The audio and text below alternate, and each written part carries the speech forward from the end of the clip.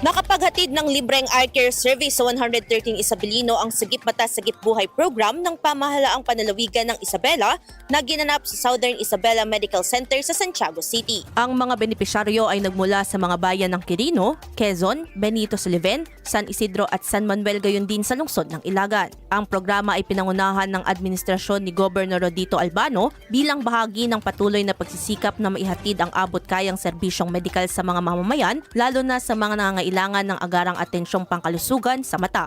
Layunin ng programa na maagapan ng mga karamdaman sa mata at mapabuti ang kalusugan at kabuhayan ng mga Isabelino. Samantala, patuloy namang hinihikayat ng pamahalaang panlalawigan ng publiko na makilahok sa mga programang pangkalusugan upang mapanatili ang maayos na kalagayan ng kalusugan at mapabuti ang kalidad ng buhay ng mga Isabelino.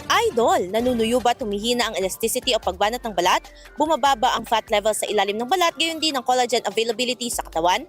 Kaya naman 50 pa lang mukha ay kulubot na. Para mapigilan ang mabilis na pagtanda, mag-DTX 500 na. Pinaparami ang cell regulators gaya ng retinols, peptides at growth factors para sa collagen metabolism and production. Sa DTX 500, hindi lang balat mo ang magiging makinis kundi ang selula ng iyong buong katawan. Para maging healthy, mag-DTX 500 palagi. Para sa IFM News, ako si Idol Senam Riakdang. Idol! IFM News.